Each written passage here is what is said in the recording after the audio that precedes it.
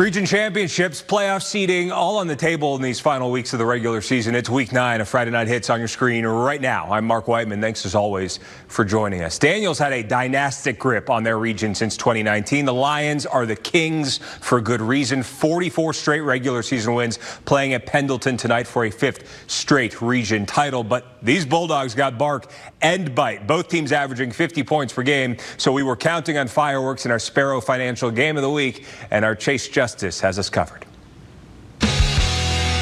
Our Week 9 Game of the Week takes us out to Cunningham Stadium, where the Pendleton Bulldogs are playing host to the Daniel Lions, a team they haven't beaten since 1981.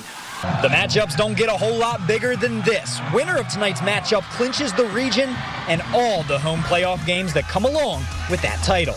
The Daniel Lions got off to a scolding start and had Jakari Bennett cap off the opening drive with a 3-yard score to give Daniel a 7-0 lead. End of the first quarter, now 14-0 Lions, until Tremaine Davis Jr. undercuts the pass. House call. Lions open up this one with a 21-0 advantage. But the Bulldogs would answer. Fast forward to the second quarter, now 28-7. Luke Gray, known to air the ball out, but can go get it with his legs too. His second rushing touchdown of the first half as Pendleton heads into the break, down 35-21.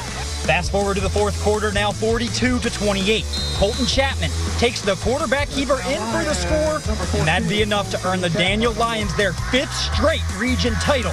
Final score, 56-28. What it does is it checks off a box for us. This was one of our goals, and now our last goal is officially on the table. So we're going to do everything we can to accomplish that last goal.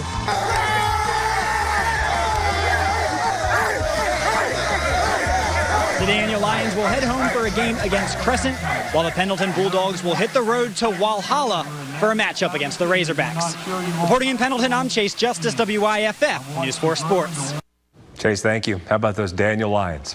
Gaffney's defense is buckled down in region play, winning 2 low-scoring contests to set up a photo finish next Friday against Burns if they could knock off a resurgent Dorman side tonight. Cavs started 1-4, but have won 2 of their past 3, nearly beat Burns last week, but Gaffney showed up ready, leading by a touchdown in the second. Riley State and Jamarcus Smith backpedaling into the timeshare. Extra point no good, 13-0 Gaffney. Bryce O'Neal has been big in the starting lineup as Dorman's QB, and he has Trayvon Fernandez in the flat down the sideline for the last few yards. Dorman cuts into the lead, but Gaffney, well, they've got to reply. Stay in to Drew Medley, and Gaffney gets a win over Dorman, 29-14.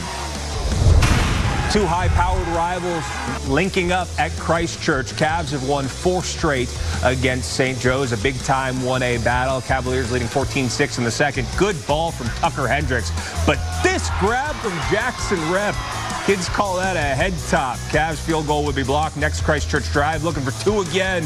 All-hands team to haul that in. Action, Jackson Rep. Then Tucker Hendricks finds Cooper Kronchek. Christchurch goes up 21-6. And check this out. Never seen this before. Student section going so hard, they actually broke the railing. No one too badly hurt, fortunately. And right before the half, St. Joe's responding. Kate Alt to Michael Poinsett, 21-14 at halftime. But the Knights had no answers for Action. Jackson Rep. 7 catches for 205 yards and 2 tuds for the junior receiver as the Cavaliers get a 35-21 win and stay perfect in region play. TL Hanna clinched their 5th region title in 7 years last Friday over Hillcrest. Back at home tonight against Woodmont, leading 36-13 at halftime. Hanna was, and tacking on Jalen Bowles, big number 1, grinding 43-13 TLH. More scoring from the Jackets. Brandon Cunningham to Vajon Burton. Got a couple nice blocks and takes it in for another Hanna touchdown. Woodmont would get a little rhythm late. Jordan Sink to Trey Broughton, but this one long since decided as Hanna still doing their thing. They too stay perfect in region play with a 64-25 win. The Abbeville Panthers reigning 2A champs, closing in on another region championship, traveling to Blacksburg tonight. They would host 96 in a region championship game next Friday if they could get out of Blacksburg with a dub, and they had an awfully good start in this one. Opening kickoff for Abbeville, kicking it to Blacksburg, and on the return, trying to make something happen, but the ball is free, and Cameron Allen gets on top of it, so Abbeville set up with instant field position, and it is Carson Norman on the sweep and into the end zone to put Abbeville on top 7-0. Still in the first quarter, Abbeville back with the ball after pick. DeMarcus Leach, he's keeping it untouched. All Abbeville here, 49-7 over Blacksburg. The Yellow Jackets of Greer starting to swarm. They were 1-5, but they've started region play with 2 wins, traveling to Wade Hampton, leading big in the game, 36-0 over Wade Hampton. But there's Wade Hampton's Xavier Latimer going on in from 11 yards out to get the Generals into the end zone. Still a 36-7 game. And then Greer's LaDainian Martin. How good is this kid? 44 yards. House call puts the Jackets up 43-7 as Greer wins again in their region, 65-7 over Wade Hampton. Let's show you a few scores from across the area tonight. BHP, their undefeated season continues with a 44-0 win over Southside. Walhalla beating Seneca 28-19. It is their first win over Seneca since 1979. 44 years. A few more scores from you. Clinton beating Chester 14-6, and Berea over Pickens 28-25. You also have 96 beating Chesney 27-20, and Greenville over Greenwood 48-7. We're taking a quick time out here on Friday Night Hits. There's more games to be won in the second half of our show, but first, it's Mic'd Up with Chapman head coach Harry Cabanis.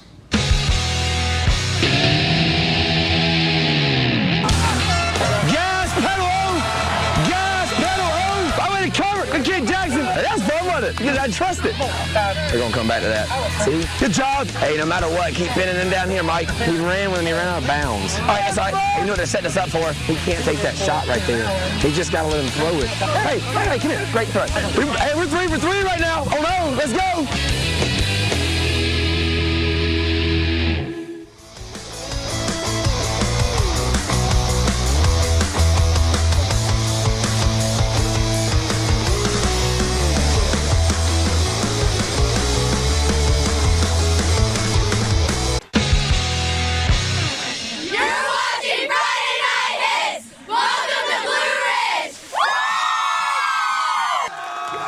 Thank you, ladies. Chapman riding a 1-loss season in the Blue Ridge. A win tonight would put them in a region title game next week. Pick it up in the first quarter. Chapman's Coleman Gray.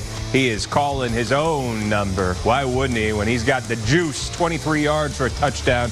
Chapman up 8-0 after a 2-point conversion. Later in the first, Gray back to pass, this time hitting Sean Cunningham in the end zone. It is 16-0 Chapman, and it was all Panthers here. They are rolling the thigh. Scott into the end zone once more. That makes it 30-0 at that juncture, and Chapman, as you can see, put up a whole lot of points in this one, a 50-21 win over Blue Ridge. Region wins have eluded both Spartanburg and Boiling Springs so far this season. 2 talented teams fighting for a playoff spot. The Bulldogs started 3-2, have since lost 4 in a row. Vikes have dropped 2 straight, so someone's getting off the schneid. Spartanburg without starting quarterback TJ Johnson, but throwing it on 4th down with Trey Burke. He hits Justin Rice, who shakes free. Spartanburg strikes first, 7-0, but Boiling Springs does not blink. Lincoln Husky looking, yeah, I think I'll just go ahead and go. Ties the game back up at 7. Now it's 7-7 late in the first quarter, and the Bulldogs are in the red zone once more, and Husky finds goal at the end of the rainbow to Ryan Vaughn.